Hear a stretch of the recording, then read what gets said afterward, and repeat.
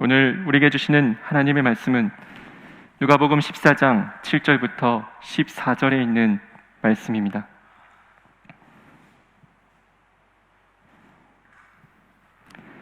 청함을 받은 사람들이 높은 자리 택함을 보시고 그들에게 비유로 말씀하여 이르시되, 내가 누구에게나 혼인잔치에 청함을 받았을 때에 높은 자리에 앉지 말라. 그렇지 않으면 너보다 더 높은 사람이 청함을 받은 경우에 너와 그를 청한 자가 와서 너더러 이 사람에게 자리를 내주라 하리니 그때에 네가 부끄러워 끝자리로 가게 되리라. 청함을 받았을 때에 차라리 가서 끝자리에 앉으라. 그러면 너를 청한 자가 와서 너더러 벗이어 올라 앉으라 하리니 그때에야 함께 앉은 모든 사람 앞에서 영광이 있으리라. 무릇 자기를 높이는 자는 낮아지고 자기를 낮추는 자는 높아지리라. 또 자기를 청한 자에게 이르시되, 내가 점심이나 저녁이나 베풀거든 벗이나 형제나 친척이나 부한 이웃을 청하지 말라. 두렵건대 그 사람들이 너를 도로 청하여 내게 갚음이 될까 하노라. 잔치를 베풀거든 차라리 가난한 자들과 몸 불편한 자들과 저는 자들과 맹인들을 청하라. 그리하면 그들이 갚을 것이 없으므로 네게 복이 되리니 이는 의인들의 부활 시에 내가 갚음을 받겠음이라 하시더라. 이는 하나님의 말씀입니다. 지난 주간 우리는 모두 깜짝 놀라는 소식을 주일에 들었습니다. 코로나19와 사고, 질병으로 고통당하는 많은 교우들의 소식입니다. 특별히 지난 20일 토요일 밤 오토바이 교통사고로 중환자실에 누워있는 송준석 성도를 위해서 여러분 기도해 주시기를 바랍니다. 일주일이 지난 지금 큰 변화 없이 의식과 호흡이 돌아오기를 기도하고 있습니다. 여러분 함께 기도해 주셔서 속히 회복되기를 원합니다. 또 우리 교회 최고령이신 박흥숙 권사님, 노인성 폐암으로 투병 중이십니다. 호흡기와 투약으로 마지막 때를 고통 가운데 보내고 계신데 인생의 완성을 이루실 창조주 하나님께서 그 고통을 지워주시기를 기도해 주시기 바랍니다. 그 외에도 밝히지 않으셨지만 질환으로 내일부터 또 큰 병원에 가서 치료를 받으셔야 되는 분들이 있습니다. 또한 담임 목사님을 비롯해 많은 교우들이 코로나19로 격리 치료 중에 있습니다. 온전한 회복과 치유를 중보해 주시기 바랍니다. 우리의 인생과 생명은 하나님의 손에 달려 있습니다. 은혜로 주신 인생, 은혜로 살게 하시고 은혜로 완성에 이르게 하시는 거룩한 백성들 되시기를 축복합니다. 오늘은 교회력으로 성령 강림 후 제12번째 주입니다. 교회가 지키고 있는 교회력은 강림절부터 시작해서 사순절, 부활절을 지나 성령 강림절을 6개월 동안 지내는 중입니다. 오늘이 그 딱 절반인 성령 강림 후 12번째 주일입니다. 그리고 오늘부터 우리 감리교회는 성자와 성령의 절기를 이어서 성부 하나님의 창조 섭리와 온 세계를 구원하기 원하시는 하나님의 구원 계획을 되새기는 왕국절이라는 절기를 병행합니다. 감리교회 예배에서는 8월 마지막 주일에 시작해서 강림절까지를 왕국절이라고 해서 이 기간이 끝나는 강림절 직전 주일인 성령 강림 후 마지막 주, 교회력으로 보면 그게 한 해를 마무리하는 마지막 송년주일이거든요. 그때를 왕국주일이라고 지킵니다. 우리 모두는 하나님 나라가 완성되는 때를 바라보면서 살고 있고 그와 같은 하나님의 시간들, 하나님 나라를 완성할 시간들을 늘 꿈꾸고 또한 하나님 나라 완성을 위해서 우리가 함께 실천해 나가야 한다는 사실을 기억하는 기간이라고 해도 좋겠습니다. 그렇게 성령 강림 후 마지막 주 왕국주일까지 지나고 나면 교회력은 끝이 나고 그 다음 주부터, 올해 같은 경우에는 11월 마지막 주일부터 다시 강림절을 시작으로 내년도의 교회력이 시작되는 겁니다. 지난 화요일 우리 음력 절기로도 처서가 지났죠. 신기하게도 처서가 지나자마자 아침 저녁으로 선선한 바람이 붑니다. 오늘 새벽엔 좀 쌀쌀하기까지 하더라고요. 또 한낮에는 태양이 뜨겁고 화창해서 오곡백과의 예쁜 창조의 색깔들이 입혀지고 있습니다. 우리 교회 담쟁이 덩쿨도 요 뒤에 주차장에서 보시면 색깔이 들기 시작했어요. 이와 같은 계절의 성숙을 보면서 우리 거룩한 백성들도 하나님의 창조 섭리를 찬양하고 특별히 성령의 계절에 성령의 열매를 맺으시고 구원의 열매를 맺으시기를 축복합니다.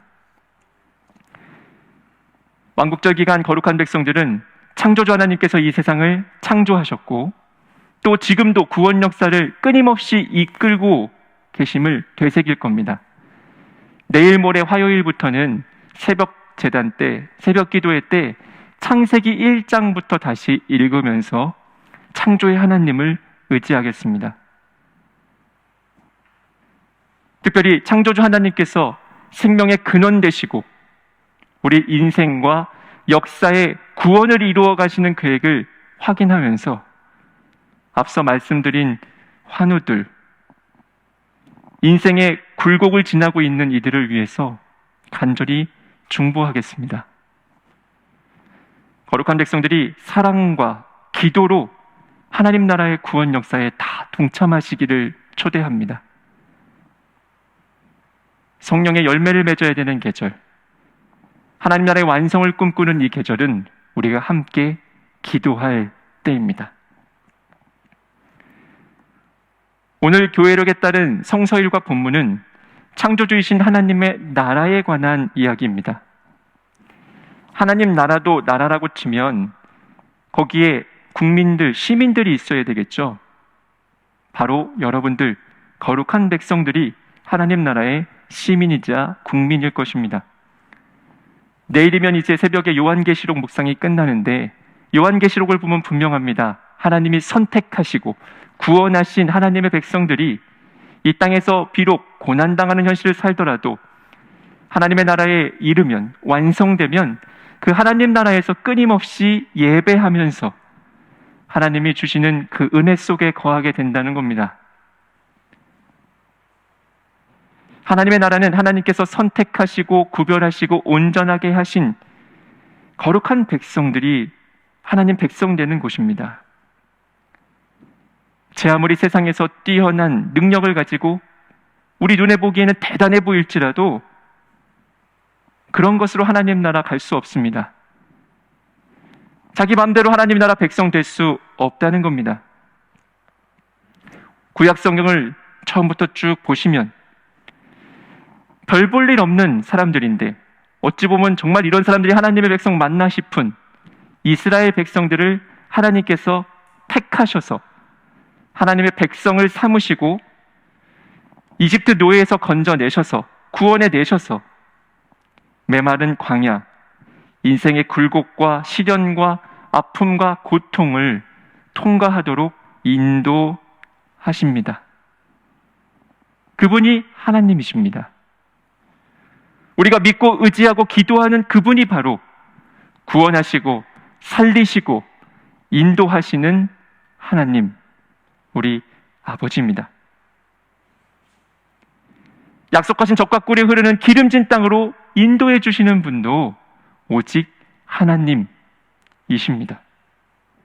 그런데 말입니다. 사람들은요, 먹고 살만해지면 은혜를 망각합니다. 세상 능력을 부러워하고 또 좀 있으면 자랑하고 싶어 안달입니다. 심지어 돈을, 바알을 하나님과 겸하여 섬길 수 있다고 착각합니다. 그런 하나님의 백성들을 보면서 하나님이 얼마나 안타까우실까요? 예레미야 2장을 보면 하나님의 마음이 그대로 나옵니다. 이집트 땅에서 우리를 이끌고 올라오신 분, 광야에서 우리를 인도하신 분, 그 황량하고 구덩이가 많은 땅에서, 죽음의 그림자가 짙은 그 메마른 땅에서, 어느 누구도 지나다니지 않고 어느 누구도 살지 않는 그 땅에서 우리를 인도하신 주님은 어디 계십니까? 하고 묻지도 않는구나. 내가 너희를 기름진 땅으로 인도해서 그 땅의 열매를 먹게 하였고 가장 좋은 것을 먹게 하였다. 그러나 너희는 들어오자마자 내 땅을 더럽히고 내 재산을 부정하게 만들었다. 인도하시는 분은 하나님이신데 착각합니다. 내 힘으로 왔다고 생각해요. 내가 할 수 있다고 생각해요. 오늘의 어려움도 내가 돌파할 수 있다고 생각해요. 인도해 주신 하나님 어디 계십니까?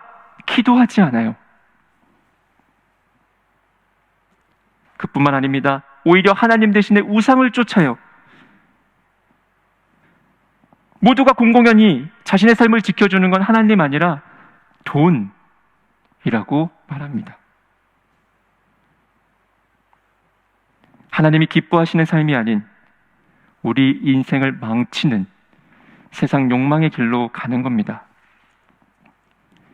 그래서 예레미야서 2장 13절에 하나님은 너무나 안타까워 이렇게 말씀하십니다. 참으로 나의 백성이 두 가지 악을 저질렀다. 하나는 생수의 근원인 나를 버린 것이고, 또 하나는 전혀 물이 고이지 않는 물이 새는 웅덩이를 파서 그것을 샘으로 삼은 것이다. 여러분, 생수의 근원은 하나님뿐입니다. 우리 인생에 마르지 않는 샘은 오직 하나님밖에 없습니다. 인생에 갈급할 때만, 힘들 때만 찾아와서 기도하는 게 하나님 아니고요. 우리에게 생수를 주시는 하나님께 매일 샘을 파야 하는 겁니다. 기도해야 하는 겁니다. 돈, 명예, 건강이 우리를 구원하지 못한다는 것, 광야에 가서 깨달으면 늦습니다. 어리석은 거예요. 물이 셀 웅덩이를 파느라 헛된 땀을 흘리지 마십시오. 엉뚱한 샘에서 생수 달라고 봉창 두드리지 마십시오. 우리에게는 분명한 샘이 있습니다. 여전히 우리에게 소망이 있습니다. 그 샘을 찾아가면 됩니다. 어떻게 하면 다시 영원한 생수를 누리며 하나님 나라 백성답게 광야에서도 살아나갈 것인가? 오늘 우리가 예배 시작에 함께 교독한 교독문 34번, 시편 81편은 분명히 우리에게 가르쳐줍니다. 우리가 함께 교독한 말씀 다음 13절부터 16절을 보면 이렇게 되어 있죠. 나의 백성 이스라엘이 내 말을 듣기만 했어도, 내가 가라는 길로 가기만 했어도, 내가 손을 들어서 그 대적을 쳤을 것이다. 그리고 나는 기름진 밀곡식으로 너희를 먹였을 것이고 바위에서 따낸 꿀로 너희를 배부르게 하였을 것이다. 주님의 말씀입니다.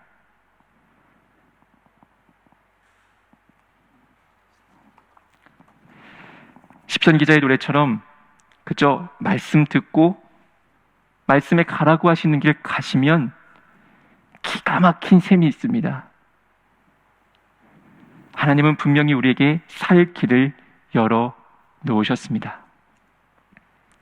생명의 근원이신 창조주 하나님은 우리 인생을 구원하시고 완성케 하실 것입니다. 우리 거룩한 백성들이 생수의 근원, 마르지 않는 샘인 하나님으로부터 영원한 생수를 마음껏 누리시기를 축복합니다. 오늘 본문의 예수님도 하나님 나라는 어떤 나라인지, 어떻게 사는 것이 하나님 나라 백성답게 사는 것인지 혼인잔치 비유를 통해서 설명해 주고 계십니다. 누가복음 14장 7절을 보면 청함을 받은 사람들이 높은 자리를 택하려고 하는 것을 보시고 그들에게 비유로 말씀하셨다고 되어 있습니다. 오늘 이 이야기는 비유로 하신 얘기입니다. 혼인잔치의 비유를 하고 계신데요. 혼인잔치는 당시 사람들에게 가장 중요한 사회적인 행사, 사교의 자리였을 겁니다. 마을 사람들 모두가 함께 모이는 곳이니까 저마다 잘 차려입고 나 이 정도 되는 사람이야 보여주고 싶었겠죠. 드러내려고 했을 겁니다.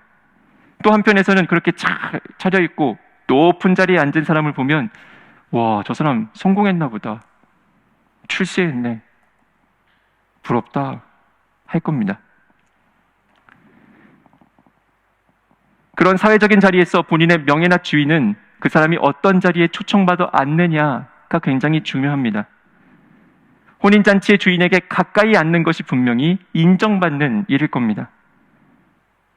그래서 예수님은 비유로 말씀하시기를 자리를 놓고 벌어지는 상황 두 가지를 설명하시는데, 높은 자리에 앉았다가 끝으로 밀려난 경우하고 끝자리에 앉았다가 주인으로부터 높은 자리에 올라가게 된 경우입니다. 욕심내다가 망친 경우하고 겸손하게 처신했다가 영광을 얻게 된 경우죠. 높은 자리에 앉는 것을 세상은 성공이라고 합니다. 사람들이 성공한 이들을 부러워합니다. 우리도 그런 세상에 살다 보니까 어떤 사람이 더 높은가, 더 잘났는가, 더 영향력을 가지고 있는가에 관심이 갑니다. 솔직히 부럽죠. 하지만 예수님의 말씀을 잘 들으시고 어디로 가라고 하는지 잘 보고 글로 가셔야 됩니다. 그게 하나님 나라의 성공입니다. 그래야 영원한 생수 먹습니다. 오늘 예수님 비유의 말씀의 핵심은 누가 자리에서 밀려났고 누가 높은 자리에 올라갔냐, 그게 아닙니다. 오늘 함께 주목해보고 싶은 것은 높아진 사람도 낮아진 사람도 아니고요, 잔치의 주인입니다. 여러분 잘 보시면요, 주인이 어떤 행동을 했는지가 중요합니다.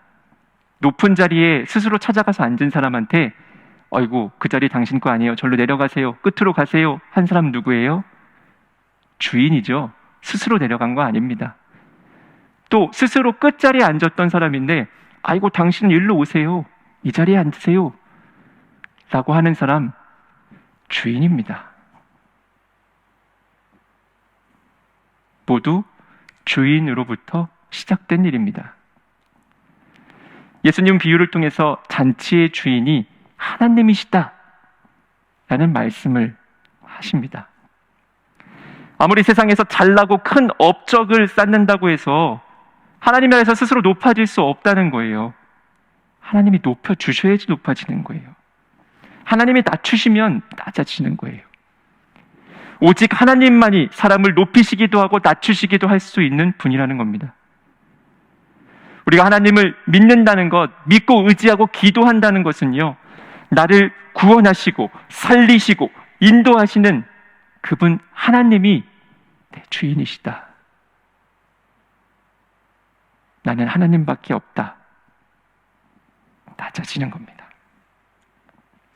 높은 자리, 성공의 자리를 향해 위만 보고 앞만 보고 달려가는 세상 속에서 하늘 보좌를 버리시고 가장 끝자리 십자가에 오신 예수님을 바라보는 겁니다. 예수님이 십자가 끝자리에 앉으셨을 때 세상에 높은 자리에 있던 사람들은 저거 봐, 저 끝났어, 저 인생 끝났어, 조롱했습니다. 그러나 세상의 진짜 주인이신 하나님께서 그들의 교만을 뒤집어 엎으십니다. 예수님을 십자가에서, 죽음에서 부활시켜 세우시죠.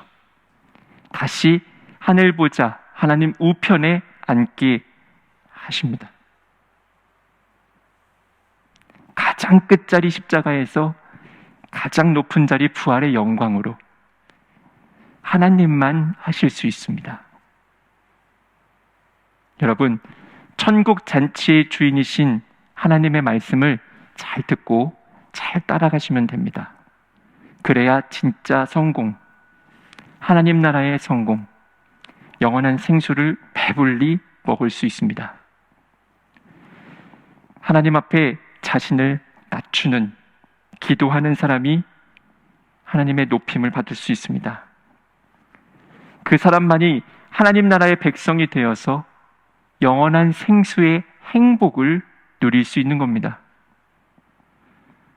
우리 거룩한 백성들이 다 하나님 나라의 진짜 행복을 누리시기를 축복합니다. 이 성령의 계절, 이 오곡백과가 푸르게 익어가는 이때 여러분에게 하나님 나라의 구원의 열매, 참 기쁨의 열매가 가득하시기를 축복합니다.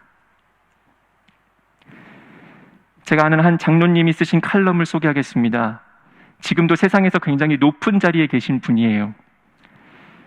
그런데 그렇게 출세하셨다는 게 중요한 게 아니라 이분이 새벽마다 창조주 하나님께서 만드신 자연세계를 이렇게 걸으면서 걷기 기도, 사색을 해요. 그리고 영원한 샘물을 길어 올린 다음에 그것을 혼자 먹기 아까워서 사람들한테 나누려고 끊임없이 글을 쓰세요. 때로는 이제 신문에 내기도 하고 책도 내신 적이 있고 지금도 가끔씩 계속 SNS를 통해서 그 지혜를 나누고 계세요. 제가 10년이 넘는 시간 동안 보면서 많은 귀감을 얻고 있는데 제목이 이래요. 높은 자리가 아니라 좀 더 나은 삶을 향하십시오. 이분의 설명입니다. 흔히들 직장에서 볼 수 있는 광경이라는데요. 직장에는 윗사람과 아랫사람이 분명히 있죠. 근데 자기 바로 윗사람이 나갈 생각을 안 해요. 심지어 능력도 인정을 받고 잘하고 있어요. 도무지 저 사람 때문에 내가 올라갈 것 같지가 않아요. 높은 자리에 갈 가능성이 없어 보여요. 그때 보통 직장인들은 이렇게 행동한답니다. 그 윗사람을 시기하는 거예요. 저 사람 때문에 안 됐어. 그러면서 직장에 대해서도 실망하고 또 원망까지 하게 된다는 거예요. 그러나 어떤 사람은 자신이 처한 이 스스로에게 봤을 때는 불행이라고 할 수 있는 그 상황에 대해서 나한테 책임이 있지라고 인정하고 어떻게 하면 이것을 다스려 볼까 마음을 먹는답니다. 그러고 나면 윗사람에 대한 시기심을 버리고 옹졸한 생각도 내려놓게 된답니다. 이럴 때 어떤 현상이 나타나냐? 그의 방향이 바뀌고 새로운 가능성이 나타나기 시작한다는 거죠. 삶의 질적 변화가 생긴다는 겁니다. 그래서 권하기를 이제 우리는 더 높은 자리가 아니라 더 나은 삶을 목표로 삼는다면 자신도 행복해지고 우리 이웃들도 우리의 직장도 더 향상되지 않을까요? 라는 겁니다. 평생 직장 생활하시고 사회생활에서 성공적인 삶을 살아오신 70대 후반의 어른의 지혜입니다. 솔로몬도 같은 지혜를 나누고 있습니다. 잠언 25장 6절 7절에 보니까 왕 앞에서 스스로 높은 채 하지 말며 높은 사람의 자리에 끼어들지 말아라. 너의 눈앞에 있는 높은 관리들 앞에서 저리로 내려가라는 말을 듣는 것보다 이리로 올라오라는 말을 듣는 것이 더 낫기 때문이다. 잠언의 지혜가 가르쳐주는 것처럼 거룩한 백성들은 스스로 높은 채 하지 않습니다. 높은 사람의 자리를 끼어들려고 하지 않습니다. 그래서 더 높은 사람이 너 일로 와, 너 잘했어, 라는 말을 들으려고 그렇게 하는 게 결코 아닙니다. 정말 세상의 주인은 하나님이라는 것을 믿기 때문입니다. 진짜 왕은, 진짜 높은 분은, 진짜 나를 높이실 수 있는 분은, 나에게 행복을 주실 수 있는 분은 하나님밖에 없다고 믿기 때문입니다. 여러분이 세상 가운데에서 행복을 누리시기를 축복합니다. 자리 싸움에 낙담하고 실망해서 난 불행해, 나는 어리석은 생각에 빠지지 않기를 축복합니다. 우리를 높이실 수 있는 분은 하나님밖에 없습니다. 오늘 예수님의 이야기로 돌아오면 이어지는 두 번째 단락에서 또 다른 얘기를 하고 계세요. 자리 싸움 얘기가 이젠 아닙니다. 자기를 이 식사 자리에 초청해 준 그 집주인한테 지혜를 주고 계십니다. 내가 점심이나 저녁이나 베풀거든 벗이나 형제나 친척이나 부한 이웃을 청하지 말라. 두렵건대 그 사람들이 너를 도로 청하여 내게 가품이 될까 하노라. 잔치를 베풀거든 차라리 가난한 자들과 몸 불편한 자들과 저는 자들과 맹인들을 청하라. 그리하면 그들이 갚을 것이 없으므로 네게 복이 되리니. 이는 의인들의 부활 시에 내가 갚음을 받겠음이라 하시더라. 예수님의 가르침은 자명합니다. 의인들이 부활하는 하나님 나라의 완성이 이루어질 때 누가 복 받는다고요? 돈 많은 사람이요? 잘난 사람이요? 건강한 사람이요? 창조주 하나님의 구원 역사에 동참하는 거룩한 백성들은 어떻게 살 때 행복하다고요? 내가 높은 자리에 앉아야지요? 내 주변에 좋은 사람들, 건강한 사람들, 돈 많은 사람들이 많아야지요? 아니라는 겁니다. 여러분, 정말 행복해지고 싶으십니까? 높은 자리가 아니라 더 나은 삶을 목표로 하십시오. 하나님이 말씀하시고 예수님이 가르쳐 주신 그 말씀대로 그 길을 따라가면 복 받습니다. 행복해질 수 있습니다. 하나님 나라의 완성에 이르실 겁니다. 하나님 나라는요, 세상에서 잘나야지 가는 나라 아닙니다. 교회 학교애들도 다 알아요. 하나님 나라는 금으로도 은으로도 못 사요. 하나님 나라는 하나님께서 선택하시고 세상 가운데 구별하시고 하나님 나라의 완성에 이르게 온전케 하시는 그 사람들이 가는 겁니다. 세상의 눈으로 봤을 땐 연약한 이들, 제 이름으로는 도무지 구원을 이룰 수 없을 것 같은 바로 그 사람들, 하나님이 그들을 택하셔서 하나님 나라로 옮기시면 가는 겁니다. 그럼 가서 뭐 해요? 서로 높은 자리에 앉으려고 싸울 거예요? 아닙니다. 누가 하나님 보좌 옆에 앉는지 다툴 거예요? 아닙니다. 그 자리는 예배하는 자리입니다. 요한계시록은 분명히 비전을 보여줍니다. 천국은요, 끊임없이 예배하는 곳입니다. 예배밖에 할 것이 없는 곳이에요. 오늘 정재현 집사님께서 나는 예배자입니다 라는 찬양을 하나님 앞에 드렸습니다. 가사가 이래요. 거룩한 백성 모두의 고백되시기를 축복합니다. 자세히 보십시오. 나는 하나님을 예배하는 예배자입니다. 내가 서 있는 곳 어디서나 하나님을 예배합니다. 내 영혼 거룩한 은혜를 향하여, 내 마음 완전한 하나님을 향하여 이곳에서 바로 이 시간 하나님을 예배합니다. 저는 이 가사 중에서 이 말씀들에 꽂혔습니다. 내가 서 있는 곳이 어디일지라도 나 하나님 예배합니다. 이곳이 바로 이 시간이 하나님을 예배하는 곳입니다. 우리가 광야에 있을지라도, 아픔의 자리에 있을지라도 바로 그곳이 하나님 예배할 자리라는 겁니다. 더 나은 삶을 사는 것은요, 내가 서 있는 이곳에서 그곳이 어디라도 하나님 예배하는 겁니다. 천국 잔치, 천국 가면 예배만 할 거라니까요. 천국에서 할 일을 오늘 사는 것이 행복한 삶입니다. 비록 오늘 이곳이 바로 이 시간이 메마른 광야, 인생의 굴곡과 시련, 아픔과 고통 가운데일지라도 내 인생을 인도해 주시는 분은 하나님입니다. 영혼을 담아서 믿음으로 고백하는 게 예배입니다. 지금 병상에 계신 많은 분들, 코로나19로 집에서 격리하시며 온라인으로 예배하시는 분들, 거룩한 은혜를 향하여 내 마음을 완전히 하나님께 향해 나가십시오. 광야에서 샘물 나게 하신 하나님께서 오늘 모든 예배하는 분들에게 영원한 샘물을 넘치도록 주실 줄 믿습니다. 이렇게 하나님께서 기뻐하시는 예배에 대해서 히브리서 기자는 이렇게 말합니다. 히브리서 13장 1, 2절, 서로 사랑하길 계속하십시오. 나그네를 대접하게 소홀히 하지 마십시오. 앞서 예수님이 하신 말씀과 똑같죠. 복 받는 삶은 이런 거라는 겁니다. 우리 이웃들과의 관계 속에서 이렇게 사셔야 복 받습니다. 여러분, 복 받으세요. 꼭 복 받으셔야 합니다. 하나님 백성답게 복 받으셔야 돼요. 이렇게 해야 복 받습니다. 서로 사랑하기를 끊임없이, 나그네 대접기를 소홀히 하지 마십시오.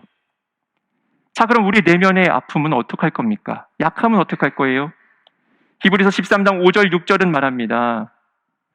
돈을 사랑함이 없이 살아야 하고 지금 가지고 있는 것으로 만족해야 합니다. 주님께서 친히 말씀하시기를 내가 결코 너를 떠나지 않고 버리지도 않겠다 하셨습니다. 그래서 우리는 담대하게 이렇게 말합니다. 주님께서 나를 도우시는 분이시니 내게는 두려움이 없습니다. 누가 감히 내게 손을 댈 수 있겠습니까? 예수님께서 여러분들을 구원잔치로 초대해 주셨습니다. 여러분이 잘해서요? 아닙니다. 수고해서요? 아닙니다. 노력해서요? 아닙니다. 여러분이 가진 돈이 많아서요? 아닙니다. 돈이, 사회적 지위가, 자격이 아닙니다. 그저 하나님의 사랑으로, 은혜의 선물로 초대받은 겁니다. 그러니 온전히 주님만 바라보십시오. 하나님은 하나님이 선택하신 하나님의 백성을 결코 떠나지도 버리지도 않으십니다. 오늘 말씀처럼 나를 도우시는 주님을 의지하고 담대히 선포하십시오. 나는 하나님 백성이다. 나는 두렵지 않다. 아무도 감히 나를 손댈 수 없다. 내가 비록 지금 바로 이곳 바로 이 시간이 메마른 광야 같고 인생의 굴곡과 시련이고 아픔과 고통 한가운데일지라도 내 인생을 인도하시는 분은 하나님이시다. 믿음으로 선포하십시오. 그리고 그 자리에서 예배하고 찬양하고 기도하십시오. 그러면 생명의 근원이신 하나님께서 광야에서 물을 내실 겁니다. 마르지 않는 샘물을 여러분에게 주실 겁니다. 하나님 나라의 구원의 역사를 완성하는 거룩한 백성의 자리마다 하나님이 함께 하시고 복 주시는 축복이 임하길 기도합니다. 기도하겠습니다. 하나님 아버지, 하나님을 아버지라 부를 수 있는 은혜 주시니 감사합니다. 우리가 무엇이간데 우리를 구원하시고 살리시고 인도하셔서 하나님 백성 삼으셨습니까? 이 은혜에 감사하며 주님을 찬양합니다. 행복합니다. 우리 거룩한 백성들이 어떤 자리에 있던지 메마른 광야 속일지라도 광야의 길을 내시고 마르지 않는 샘물을 내시는 하나님 아버지만 향하게 하옵소서. 우리에게 생명의 강수를, 생수를 마음껏 주시는 하나님만 바라게 하옵소서. 그럴 때 우리의 끝자리, 낮은 자리를 하나님의 높은 자리, 거룩한 백성의 자리로 바꿔주실 줄 믿습니다. 그렇게 하나님의 축복을 누리는 거룩한 백성들, 이제 그 축복을, 그 행복을 내 것만이라고 생각하지 않고 주님 말씀처럼 가난한 이들, 주의 복음이 필요한 이들, 우리 옆에 있는 아픈 이들에게 기도와 사랑으로 흘려보내는 거룩한 축복의 통로 다 되게 하옵소서. 예수님의 이름으로 기도합니다. 아멘.